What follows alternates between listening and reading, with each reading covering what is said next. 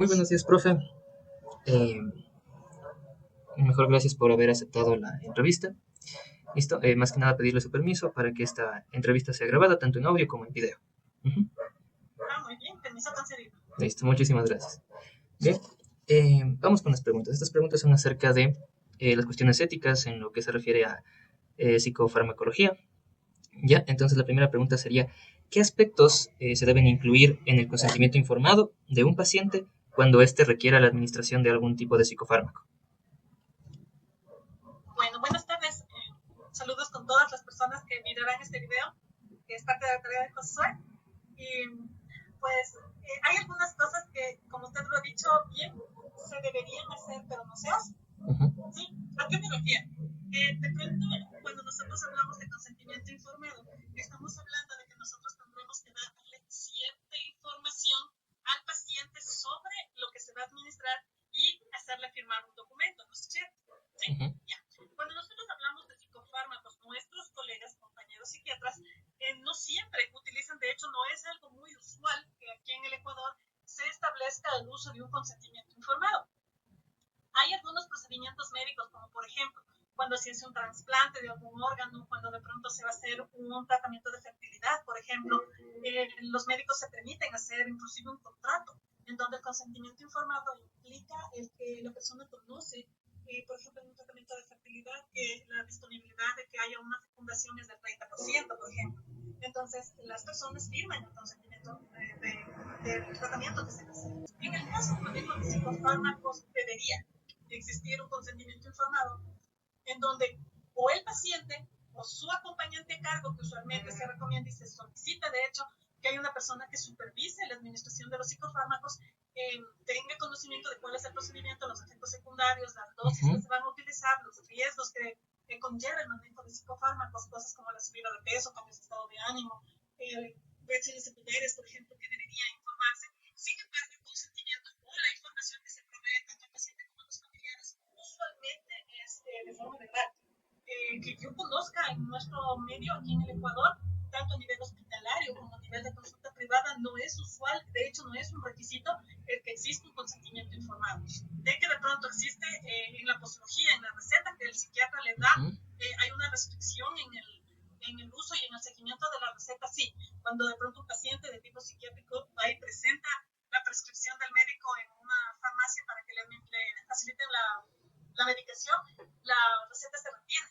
Y las farmacéuticas en todas las ciudades del Ecuador están obligadas a llevar un registro y notificar al Ministerio de Salud que se ha vendido ese psicofármaco. Entonces, por esa razón, cuando de pronto alguien busca algo como un antidepresivo, como un ansiolítico de tu espectro, por ejemplo, va y se acerca a la farmacia y le pide un medicamento específico, un antipsicótico, por ejemplo, puede ser, el farmacéutico le pide, dice, deme la receta. Y si no tiene receta, Ya. pues lógicamente no le van a vender esa medicación de administración delicada o controlada. Pero así como un consentimiento informado como documento no es usual en nuestro país. Mm. Claro, entonces, bueno, más bien esta parte del consentimiento vendría a ser simplemente, bueno, más que por escrito, verbal, ¿no? Pero se recalca la necesidad de que, bueno, es importante decirle que el medicamento va a tener tales efectos y tales beneficios, ¿sí? Ok. Sí, este es un espacio de información que el médico psiquiatra hace con el familiar que acompaña a un paciente. Ujú. Porque hay diferentes patologías en donde sí es un requisito, de hecho, de que el paciente acuda tanto a la parte de hospitalización, si va a haber internet, se requiriera una atención ambulatoria, la presencia de un familiar que sea responsable del cuidado y la administración de los psicofármacos. ¿Por qué? Por ejemplo, vamos a suponer un caso. En dos puntos extremos. Si yo tengo una persona que requiere de benzodiazepinas, por ejemplo, por un problema de ansiedad, ese es un paciente que no necesita acompañamiento de un familiar. Pero, por ejemplo, en el otro extremo, vamos a imaginarnos que nosotros estamos trabajando en un hospital general, como, qué sé yo, en el hospital docente nuestro, un hospital de amplio espectro como el hospital de Eugenio Espejo o el hospital de las Fuerzas Armadas, por ejemplo, que son lugares donde sí se hacen esos procedimientos. Vamos a imaginar que yo tengo un paciente que tiene un trastorno depresivo grave y que a este paciente le van a hacer un tratamiento de terapia electroconvulsiva, por ejemplo. La Ujú. terapia electroconvulsiva, por ser una terapia tan delicada, requiere de dos procedimientos importantes que son la administración de relajante muscular y el uso de quirófano. Entonces, el médico tratante persona para la administración de las dos cosas, del relajante, del procedimiento quirúrgico en este caso, porque le aplican un segundo de electricidad en la cabeza, y eso tiene efectos secundarios. Entonces, el psiquiatra le informa al familiar cuáles van a ser las secuelas esperables. Por ejemplo, pérdida de la memoria, que existen episodios a veces de espasmos musculares, de pronto hay episodios de amnesia parcial, cosas como esas que son esperables en la TEC. ¿Sí? Entonces, miren, son dos casos extremos, ¿no es cierto?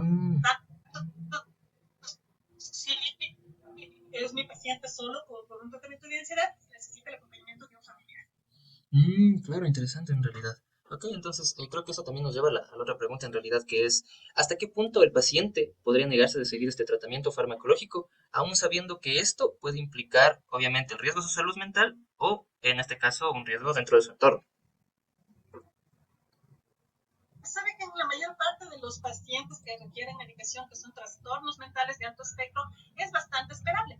¿Sí? O que la persona se niegue a tomar la medicación, o que la persona nos trate de engañar en el fingir tomar la medicación y no tomarla, o en su defecto que sea lo contrario, que haya un proceso de dependencia de la medicación o hayan la sobredosis. Entonces, en toda la historia del uso de psicofármacos, nosotros tenemos casos muy conocidos de personas que han muerto por sobredosis, como Marilyn Monroe, por ejemplo, ¿no es cierto? Que es uno de nuestros casos más emblemáticos de procesos de sobredosis. Entonces, siempre va a ser importante que la persona que conozca y que esté manejando psicofármacos, en el caso nuestro, como psicólogos clínicos, el que nosotros invitamos a un psiquiatra tiene una razón. Cuando nosotros vemos, por ejemplo, que la sintomatología fisiológica es muy fuerte, cuando de pronto nosotros necesitamos hacer espacios combinados, cuando sabemos, por ejemplo, en el caso de un problema de adicciones, porque esos son trastornos en los que las personas no pueden sobrellevar los efectos de abstinencia de una forma favorable. Y es por esa razón que se requiere unos psiquiatras dentro del equipo técnico de un centro de atención a adicciones. Todos los CEPTAC están obligados por ley a tener dentro de su equipo de atención inmediata a médicos psiquiatras. Por esta razón. Porque cuando nosotros tenemos tanto síndrome de abstinencia como en los periodos de intoxicación crónica, un proceso que se llama delirium tremens, que lo habrán estudiado, lo estarán estudiando en psicopatología, y que está caracterizado por la presencia de alucinaciones. ¿Cuál es la característica fundamental del delirium tremens? Que estas alucinaciones, así como son muy vívidas, ustedes habrán escuchado en sus compañeros o en sus amigos, que muchas de las veces los chumaditos ven diablos. No sé si les ha pasado, que dicen que ves, estoy asustado porque ya de tanto tomar estoy viendo diablos, nos dicen los amigos, ¿no es cierto?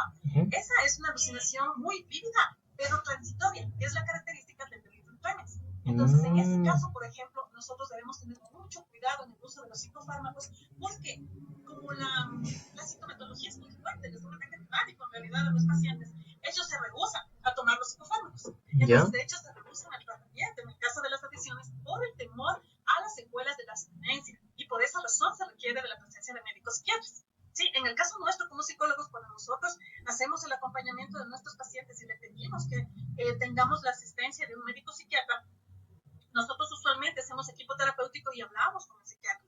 El psiquiatra nos informa qué medicación va a utilizar, bajo qué parámetros, durante cuánto tiempo, y nuestro trabajo es mantener el acompañamiento en casos específicos, como por ejemplo, qué sé yo, una intencionalidad suicida, por ejemplo. Este es un caso para nosotros de alto riesgo y nuestro trabajo es estar pendiente de nuestro paciente, tanto en el acompañamiento psicoterapéutico, que es nuestro trabajo como tal, tanto como en el uso de la medicación. Porque muchas de las veces, que es algo que el médico le informa a un paciente que tenga intencionalidad autolítica como parte de una depresión mayor, por ejemplo, el que si deja de tomar la medicación puede haber rebote. ¿Sí? ¿Qué implica este rebote? Que va a tener sintomatología mucho más fuerte. ¿Sí? Y el médico le dice también que para que le haga efecto la medicación, el antidepresivo, debe esperar entre 15 días y 6 meses. Entonces, por esa razón, la toma mínima de los inhibidores de la recaptación de la serotonina, que son los más utilizados en caso de la depresión, debe tomarse por un tiempo no menor a 6 meses.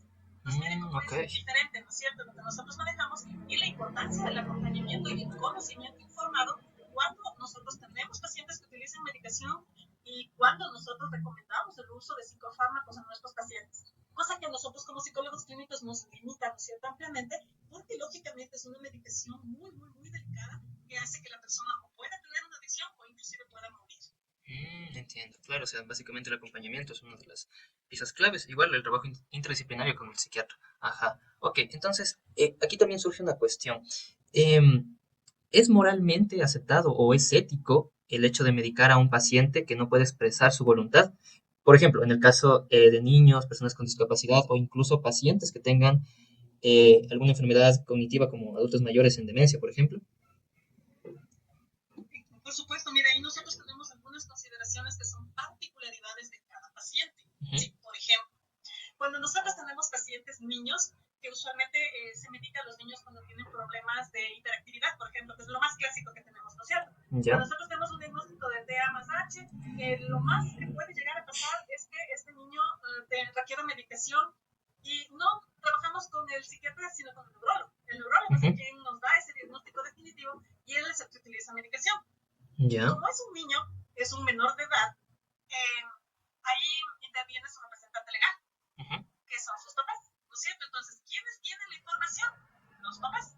¿De acuerdo? Entonces, sobre el conocimiento de cuáles van a ser las consecuencias, qué cosas son las que van a pasar, le mandan el Ritalin generalmente, ¿no es cierto? Entonces, una vez que ha tomado el Ritalin y se hace el seguimiento, él, tanto como nosotros como psicólogos que hacemos los procesos cognitivos, tanto como el neurólogo que hace la valoración de avance, vamos viendo en qué medida van cambiando, se va estabilizando la funcionalidad del niño y cómo va manejándose, ¿no es cierto? Que es algo bastante fácil dentro de parámetros legales. Si nosotros tenemos una persona con discapacidad, puede haber muchas cosas, muchas variantes. Desde los casos de manejo de cosas como autismo, que hoy están de moda, por ejemplo, en donde se utiliza medicación tanto para cuestiones como los manierismos, las estereotipias, que son cuestiones importantes donde va a haber el control del dolor, por ejemplo, porque los niños autistas tienen tendencia a lastimarse, pero no es que se lastiman un poquito, no, el niño se lastima, se levanta la piel hasta hacerse sangrar. Y como no tienen una buena identificación del dolor, necesitamos cuidar ese tipo de cosas. Claro. Entonces, desde cosas como esas, que en realidad es un caso sencillo de manejo tipo psiquiátrico, hasta personas que de pronto pueden llegar incluso a ser peligrosas. Por ejemplo, en el caso de una esquizofrenia paranoide. ¿Sí?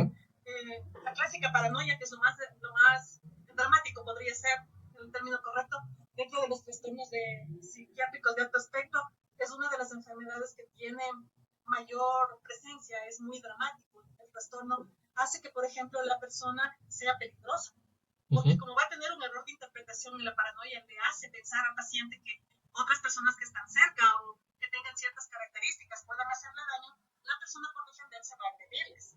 Entonces, ese, por ejemplo, es un espacio en donde la medicación es necesaria. El aldoperidol, por ejemplo, es una medicación que se utiliza en ese tipo de pacientes y que es una medicación que muchas de las familias le administran en forma inmediata, porque los pacientes rechazan la medicación porque en su paranoia les quieren hacer daño. Entonces, ¿qué le van a decir? ¿No es cierto? ¿Para qué me das esas pastillas? Si me quieres matar, ¿no es cierto? Que es la clásica del libro. Entonces, ¿qué es lo que suelen hacer los pacientes? El aldoperidol tiene administración en gotas, ¿sí? De tal manera que se administra el número de gotas en cualquier bebida, jugo, café, no le cambia el sabor. Justamente por estas características del paciente. Entonces, mire cómo es diferente, ¿no es cierto? Ahora, si nosotros hablamos de pacientes complicados, como los pacientes adultos mayores, por ejemplo, nosotros podemos tener en registro anecdótico muchísimos casos en donde hay administración inadecuada, ¿sí? ¿Ya? Entonces, ¿qué es lo que puede haber? Puede haber una administración lógicamente no ética de algún familiar que le pueda dar a propósito una sobredosis a un adulto mayor para obtener su herencia, por ejemplo. ¿Sí? Que es algo frecuente. En mal uso, por ejemplo, que es algo terriblemente nocivo para nuestra sociedad, es el tipo de manejo de los niños que se utilizan para mendigar. No sé si ustedes se han fijado cuando usted va caminando, va en el bus, va en su auto, en lo que sea, por la calle, y hay personas que están marcados a los niños, ¿no es cierto? Pidiendo caridad, ¿verdad? Claro. ¿Qué es lo que sucede con los niños? Usted no ve a un niño activo, juguetón, que brinca, ¿no es cierto? Es un niño que está así, o dormido o adormitado, ¿verdad? ¿Qué significa? Que ese niño está dopado. Ese niño tiene una droga dentro, ¿sí? Y eso hace que estas personas estén haciendo un mal uso primero del niño, ¿no es cierto?, de su condición de cuidador del niño, y en segundo lugar de alguna sustancia, lo que sea que le den, o sea, que son medicamentos, cuestiones como isargol, por ejemplo, algún tipo de anestésico, cualquier cosa pueden utilizar. Entonces, miren, cómo hay todo ese espectro en donde lastimosamente el manejo de cualquier sustancia psicotrópica puede ser mal utilizada, tanto en abuso como en manipulación de las personas, y que por esa razón tienen uso restrictivo. ¿Sí? Ujú. En la intencionalidad de hacer el bien muchas de las veces se encuentran cosas que hacen el mal, ¿no es cierto? Como la escopolamina, por ejemplo. Claro, sí. Ya, entonces, bueno, básicamente como lo menciona, ¿no? Es necesario en estos casos la medicación, de ley sí o sí, aunque claro, depende de la particularidad de cada caso y sobre todo que este consentimiento pues sea tomada por, en este caso, padres, cuidadores o algún familiar que esté a cargo. O si no, como usted mismo lo menciona, hay maneras y maneras de que este fármaco pueda ser administrado como una presentación en gotas, que en realidad en varios casos sería lo más adecuado, de hecho. ¿Ya? Entonces, aquí Y también por surge... supuesto que sí, ya lo que es fundamental para nosotros como psicólogos clínicos es el hacer una buena valoración. ¿Sí? La claro. clínica nuestra es algo muy importante, porque así como nosotros podemos hacer mucho bien a una persona en el acompañamiento terapéutico que se haga, así también podemos ser progénicos. Entonces, el momento en que nosotros hacemos una correcta valoración y yo, por ejemplo, tengo la suspicacia de ver que mi paciente tiene una ideación inadecuada o tiene un comportamiento poco usual, de pronto yo tengo el discurso de una ideación suicida, es bien importante que nosotros dentro de nuestra formación tomemos aquellos elementos que son importantes dentro de la valoración de un paciente para el establecimiento adecuado del diagnóstico y que nosotros podamos encaminar el uso de los psicofármacos de la forma más ética posible. Nosotros en nuestra ciudad, aquí en Ambato, tenemos algunos psiquiatras muy calificados, muy buenos, con los que nosotros podemos trabajar. Tenemos experiencias muy gratas. Antes había un mito, dos a lo mucho en la ciudad, pero hoy en día ya existen psicólogos y psiquiatras muy competentes que nos ayudan en este proceso de acompañamiento y que generalmente nosotros trabajamos en espacios de atención multidisciplinaria con mucha eficacia. Listo. Ya, aquí hay también otro tema a tratar que es interesante y es el hecho de qué tan adecuado sería prescribir fármacos en pacientes con pocos recursos, económicos hablando. Ajá. Bueno, pues ahí sí depende mucho del psicofármaco, Ujú. porque el Ministerio de Salud tiene los profesionales competentes y en muchos casos también hay la medicación que es correspondiente. Por ejemplo, medicación como la risperidona, por ejemplo, para los pacientes esquizofrénicos en el Ministerio de Salud sí hay, y la medicación es gratuita. Entonces, ¿qué necesitan? Necesitan el registro correspondiente con el acompañamiento del psiquiatra, hay los respaldos correspondientes y existe la medicación en la que se puede administrar y se puede contar en forma gratuita. Lo que necesitamos es que ese tenga también un manejo ético, ¿no es cierto? Que los familiares que acompañan a este paciente tengan la responsabilidad tanto de la búsqueda de la medicación, la asistencia, el acompañamiento del paciente y también la utilización del fármaco, porque es un fármaco de uso delicado. Sí, entonces, Claro. sí es cierto que hay medicación que es muy costosa, pero también hay medicación que es necesaria.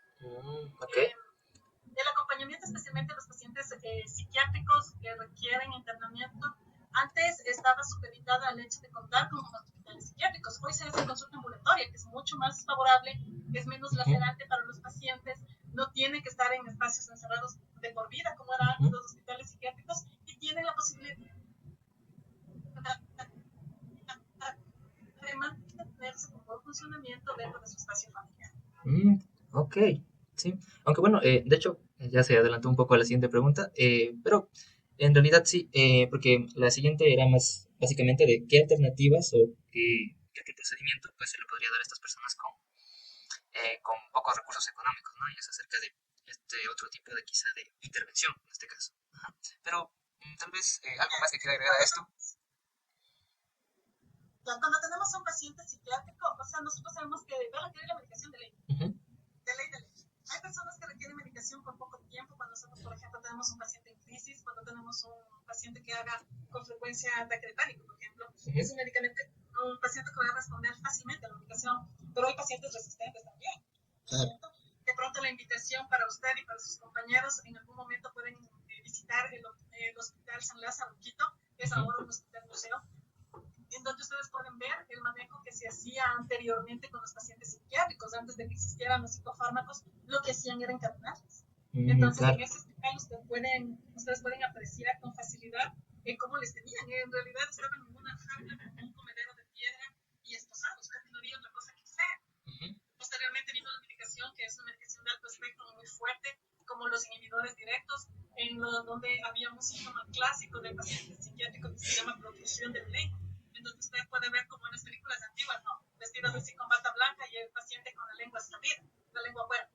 ¿Por qué? Ya. Porque esta medicación le producía mucho relajamiento y le daba ese síntoma clásico del paciente psiquiátrico. Hoy en día la medicación es muy controlada, tiene muchos espacios de apoyo que nos permiten que la medicación sea mucho más específica, que tenga menos efectos secundarios desfavorables para el paciente y que la medicación sea más aceptable. Ok, excelente. Sí, ya, entonces aquí también hay otra cuestión en realidad que quizá podría verse como un problema común. En realidad, ¿se considera ético la prescripción de medicamentos o de algún tipo de fármaco sin haber pasado por una intervención, ya sea esta psicológica o psicosocial? Depende de lo que el paciente busca. Muchas de las veces los pacientes van directo hacia los profesionales psiquiatras. Entonces, un profesional psiquiatra sí está autorizado para hacer psicoterapia, pero muy pocos lo ejercen. Entonces, es mucho más fácil, ¿no es cierto?, prescribir un medicamento que sentarse y conversar una hora. Entonces, muchas de las veces más bien por ahí va el problema ético en el que se administran psicofármacos que son innecesarios. Entonces ahí salta la importancia de nuestro trabajo como psicólogo clínico, ¿no es cierto?, como tal, porque nos permite hacer ese espacio de mediación que una vez que se haya hecho una adecuada evaluación clínica, nosotros podamos decirle, no, esto no es suficiente, necesitamos apoyo del medicamento. O que el psiquiatra en su conocimiento de trabajo multidisciplinario diga, le voy a mandar este medicamento por tanto tiempo, pero usted debe asistir a una psicoterapia. Ahí es efectivo. ¿Cuándo se combinan las dos cosas? El psicofármaco y la psicoterapia. Ni lo uno ni lo otro resuelven las cosas por sí mismo en el, ¿cómo se llama?, en el tiempo. Sin embargo, sí hay muchos estudios que nos ayudan a validar el trabajo nuestro de la psicoterapia y se han hecho muchos estudios en donde el medicamento no es suficiente o los pacientes tienen la posibilidad de salir adelante con el manejo de la psicoterapia sin el uso de medicación. Entonces nosotros como psicólogos clínicos muchas de las veces optamos por aquello en el que nos esperamos antes de mandarle al paciente que vaya a recibir medicamento.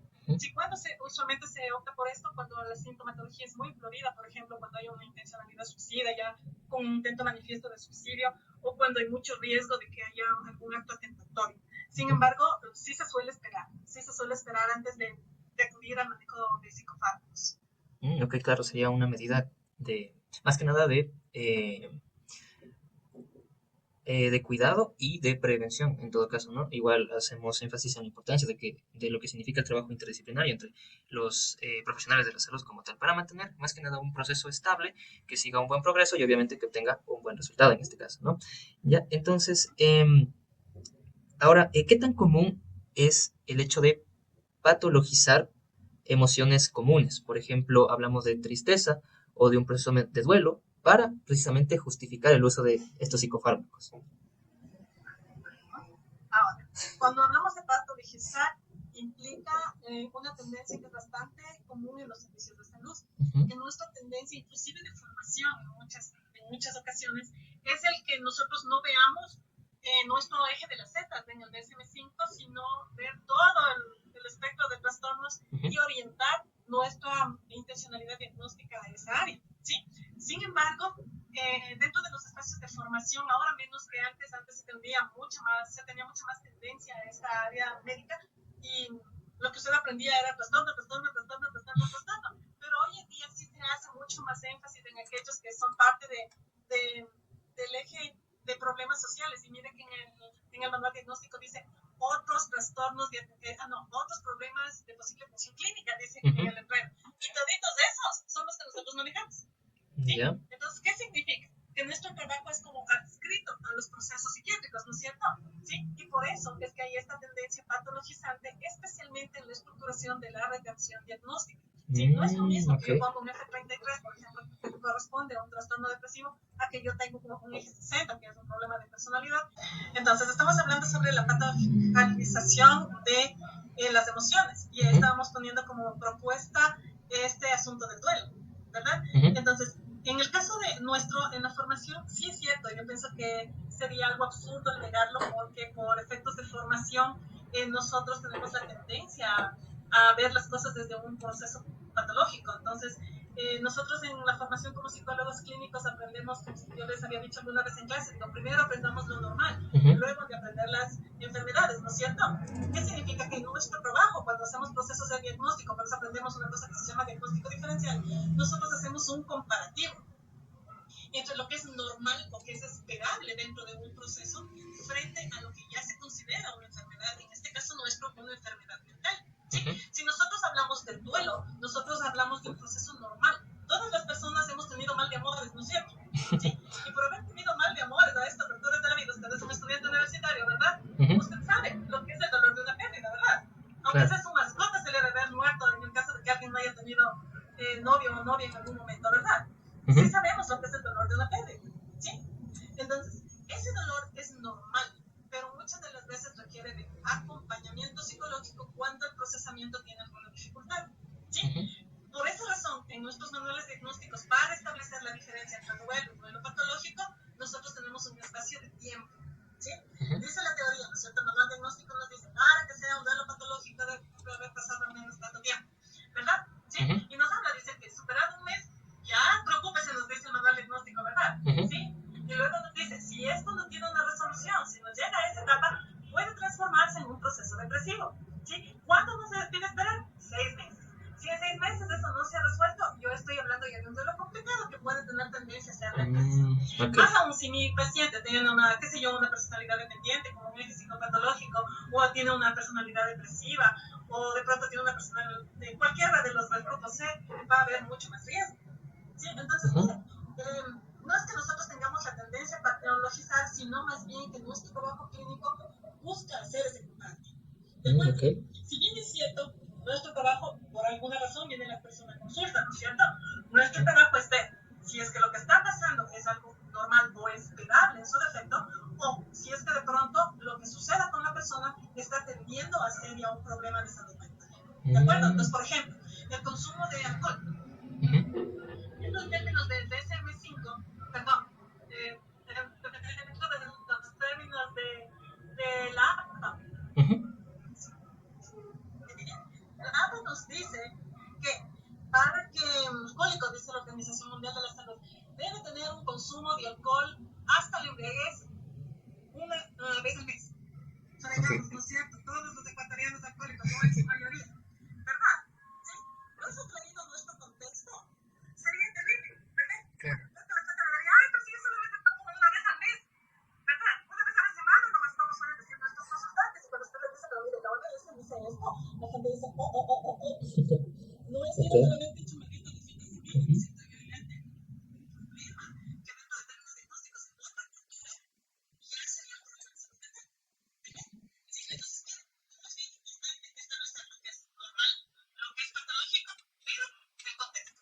¿de acuerdo?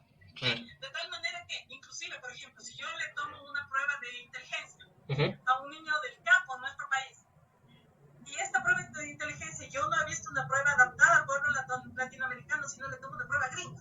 Digo, yo me traje este test de Estados Unidos, no es buenazo, ¿no es cierto?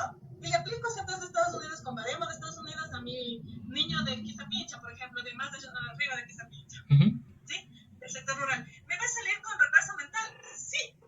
¿Por qué? Porque el contexto me dice que su nivel, no tanto de inteligencia, sino cultural, le dan menos estímulos, ¿sí?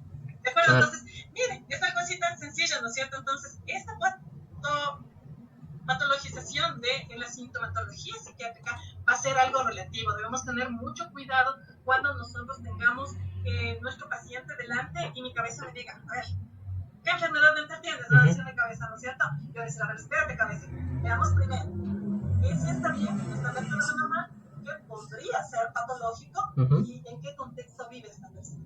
¿De acuerdo? Cosas muy importantes a tomar en cuenta. Sí, listo. Y de hecho, bueno, o sea, básicamente sería la conclusión de esta pregunta. El hecho de que el profesional de la salud, primero, esté bien capacitado en este caso, ¿no? De que se ayude de los manuales y de todo lo que existe acerca de las patologías y más que nada el hecho de no ir directamente a la patología, sino de seguir un proceso de análisis adecuado para descartar o en este caso ya ir directamente al diagnóstico de dicha patología, que se tiene una hipótesis inicial, que eso sí podríamos estar hablando de que se puede tener. Ajá.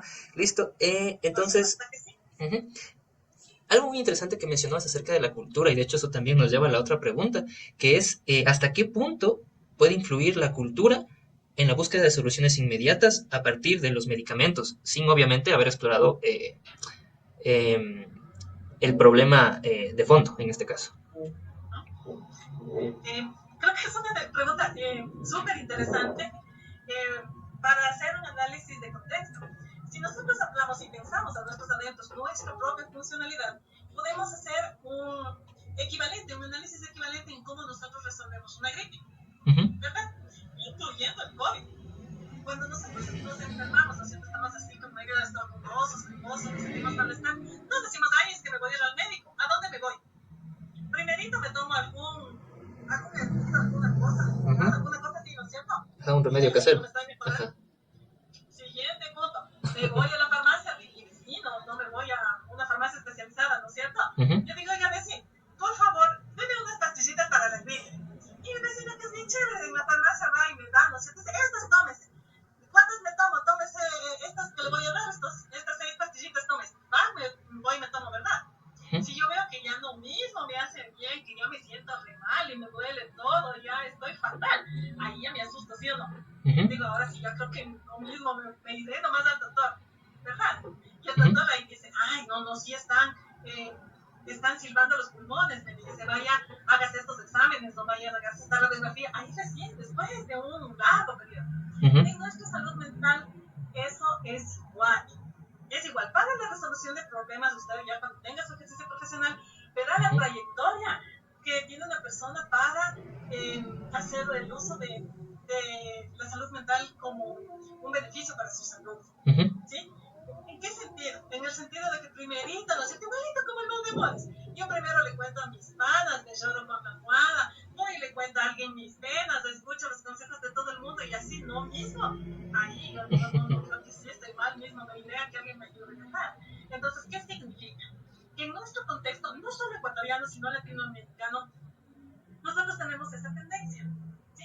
A relativizar las cosas y a darle una significancia de menor importancia a lo que nos sucede, ¿sí? De tal manera que muchas de las veces nosotros seguimos una larga trayectoria de procesos antes de establecer la posibilidad de buscar asistencia especializada frente a un problema, especialmente en salud mental. ¿De acuerdo? Entonces, ya para el ejercicio de sus funciones, cuando ya sean profesionales, ya es algo que para nosotros va a ser importante de considerar.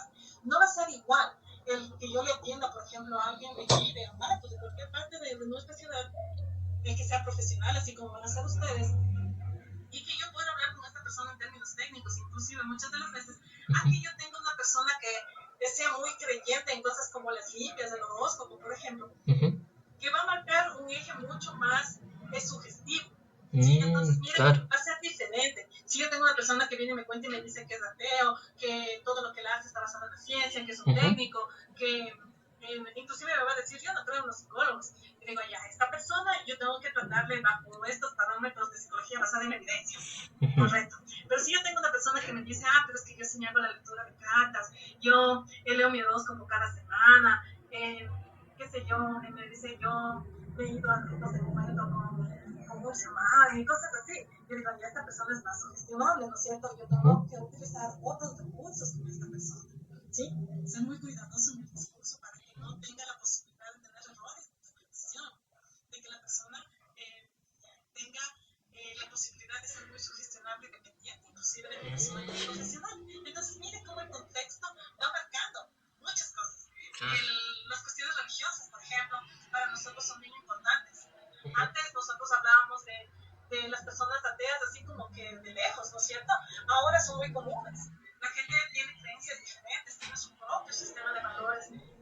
La cuestión cultural va muy rápido. Nosotros tenemos mucha influencia de culturas cercanas y lejanas, porque las redes sociales, las cosas que se van conociendo mediante el uso de la tecnología van ampliando nuestros horizontes y lastimosamente debo decirlo, en nuestro país nosotros no tenemos una culturización de nuestra propia identidad muy fuerte. Si nosotros hablamos de nuestros amigos mexicanos, por ejemplo, ellos son bien nacionalistas y México para ellos es lo más hermoso y lo mejor del mundo, no hay nada como México, ¿sí? Pero nosotros los ecuatorianos no somos así, ¿no es cierto? ¿Sí? Si usted dice, me voy a comprar un pantalón made in Pelileo, por ejemplo, y made in MSA. El software de Estados Unidos, primerito, ¿no es cierto? Sí, ya no decirás que los míos son hechos con lavado en tierra, ahí hasta estudios científicos hechos de eso, son buenazos nuestros pantalones. Cuando de pronto me voy y me doy vueltas por el mundo, me encuentro gente extranjera que dice, miren su país, hay esta tecnología, hacen este tratado, los pantalones jeans y son de alta calidad por esto, no sé, oh, wow, ni me he enterado, ¿no es cierto? Y miren, como nosotros tenemos esa tendencia a considerar por cultura que lo que viene de fuera es mejor que lo nuestro del Ecuador. Hay este eslogan que inventaron en la época del presidente Correa, que no sé si han visto en los productos, ¿no es cierto? Dicen mejor si está hecho en Ecuador, ¿sí? Que es una intención de valorar lo que nosotros hacemos en Ecuador. Tenemos buenos profesionales, buenos productos y cosas maravillosas, pero no los valoramos. Esta es nuestra cultura. Así es que eso es algo bien importante en la terapia, muy importante porque inclusive en nuestro ejercicio, ¿no es cierto? Si yo como paciente veo a un médico local y veo a un médico que dice que viene especializándose en Alemania y que trabaja en Quito, de ley, ¿no? Sinceramente yo decía, no, este que acá mi vecino, ese es mi vecino nomás el día que viene de Quito, bueno, y no es así. Claro. Hay profesionales buenos en todo el mundo. Claro, de hecho, también la siguiente pregunta era también relacionada con la cultura, de hecho, y su influencia, pero más que nada al ámbito de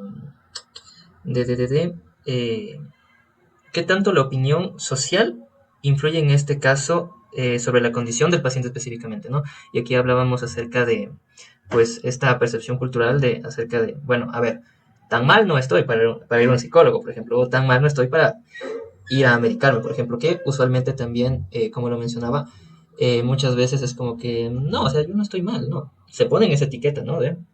Entonces, claro, ¿no? Algo más que... Ajá, exacto. Y algo más que se podría agregar con respecto a esta influencia social, en este caso, que afecta directamente, ¿no? Para el tratamiento del paciente.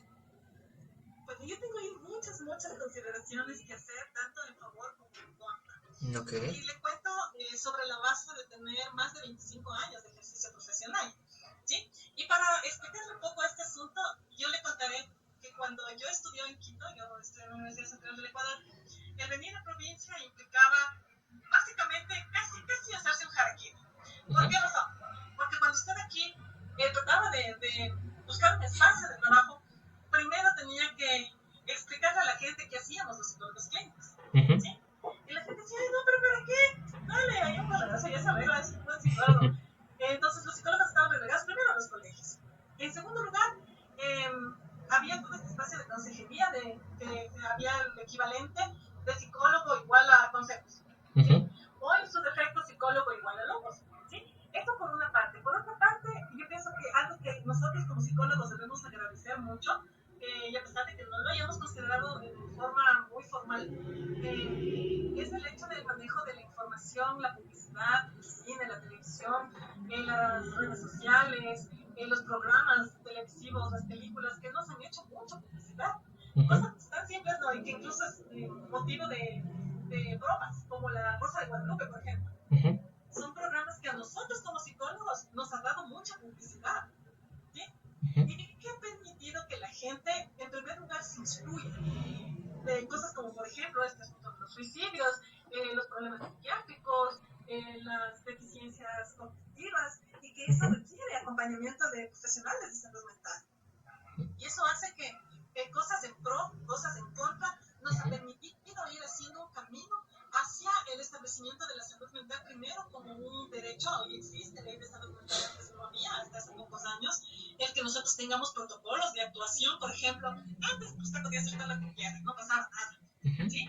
El que nosotros tengamos áreas específicas delimitadas para cada tipo de profesional, a pesar de que ahora tengamos tanta inflación de cosas como el coaching, por ejemplo, y que nos han ido permitiendo que la psicología y la psiquiatría tengan sus espacios, tengan el respeto que tienen ahora, la consideración, el que la gente acuda a buscar ayuda, recibir tratamiento, a que tengan esta expectativa de tener ayudas especializadas, que hace que nuestra profesión tenga un valor importante, un valor significativo en el quehacer del acompañamiento de todos los terapeutas, todos los espacios de atención a los seres humanos, y que ha transformado en pocos años, en realidad, como les digo, en estos últimos 25 años, este marketing de antes ser como una especie de gurú, a lo que nosotros somos ahora como psicoterapeutas especialmente, que acompañamos espacios específicos y que la gente pude a tener consulta psicológica tanto en espacios de atención pública como privada. Yo pienso que es una ganancia bien importante y ustedes como estudiantes, futuros profesionales jóvenes tienen un desafío importante porque requiere que los tratamientos no solo existan, sino que sean tratamientos y espacios de acompañamiento de calidad, que las cosas se hagan con respeto, con ética, con presencia, con responsabilidad, y que nosotros evitemos el que la gente, una, deje las cosas pasar, como que nada sucede, llegara por casos de abuso sexual, o que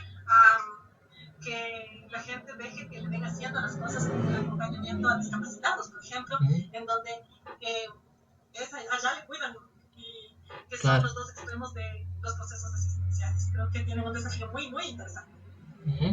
Claro, ¿no? Y ciertamente es esta parte, la importancia de la ética mismo, sobre todo, la que puede marcar una diferencia, ¿no? Y como usted mismo lo menciona, que en este caso la cultura puede influir tanto negativa como positivamente, en este caso, en el mantenimiento o en la buena, en este caso, digamos, relación paciente-psicólogo. Ajá, exacto.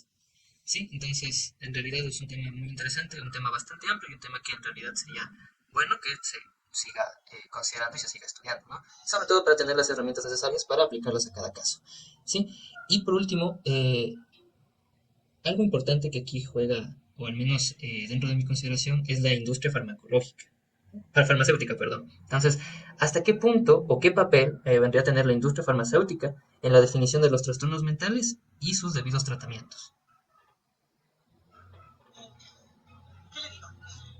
Hay muchas consideraciones respecto a esta inquietud suya, porque muchas de las veces las críticas que tiene la industria farmacéutica pueden llegar a ser muy negativas y muy lacerantes. Hay muchos estudios en realidad en donde dice que muchas de las patologías son un invento de las empresas farmacéuticas para la venta de sus medicamentos.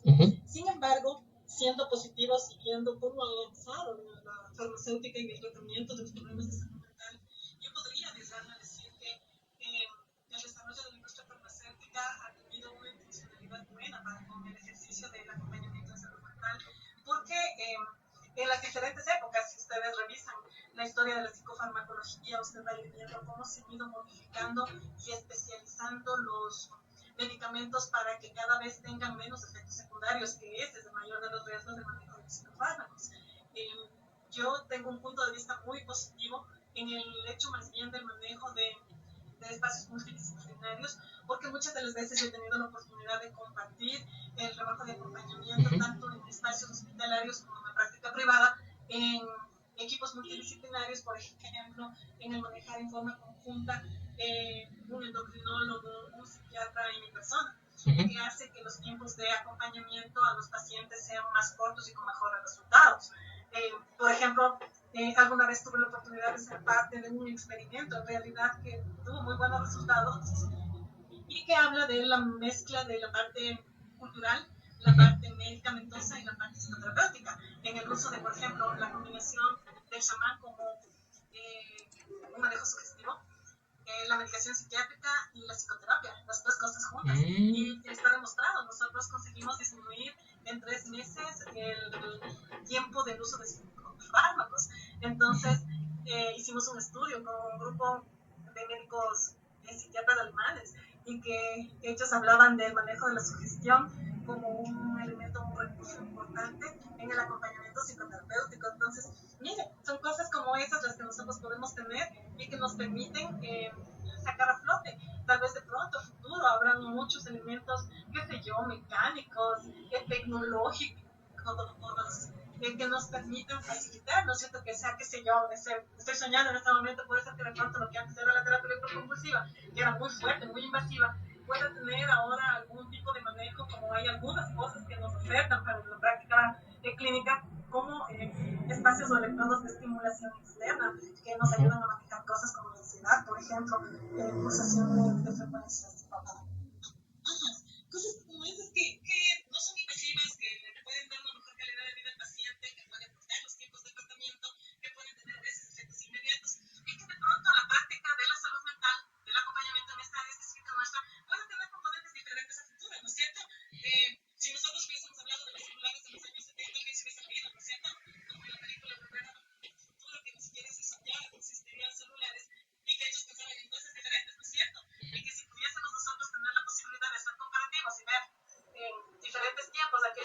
tiempo se parece imposible, es una práctica cotidiana en otro momento. Tal vez de pronto a futuro nosotros podamos tener elementos que permitan que la calidad de vida de las personas a quienes servimos sea mejor, más fructífera y con menos problemas subyacentes. Sí, de hecho, es sumamente, ¿no? Bueno, en realidad el papel que juega la industria farmacéutica es innegable, ¿no? Más que nada por el hecho de los descubrimientos, sobre todo científicos, de la introducción de los mismos fármacos, ¿no? Para que junto a un proceso psicoterapéutico o cualquier otro tipo de proceso se menore el tiempo de tratamiento o, en caso de no ser así, que se mejore su eficacia, ¿no? Principalmente porque algunos trastornos también no solo son de carácter psicológico, sino también de carácter neurológico y obviamente pues científico, ¿no? Entonces más que nada tendremos que ver a este papel que juega la industria como algo no tanto positivo ni negativo, sino viéndolo con más bien con objetividad, siendo conscientes de que en realidad ha sido una de las herramientas más importantes dentro de todo lo que sería la evolución de la psicofarmacología y de los tratamientos psicológicos como tal. Ajá. Listo, entonces hasta aquí ha llegado la entrevista, profe. De hecho, ha sido algo muy impresionante e interesante. Así que yo de mi parte de verdad le agradezco mucho por su colaboración y sobre todo por su tiempo. Gracias a usted, José. Les mando un súper abrazo a todos los niños que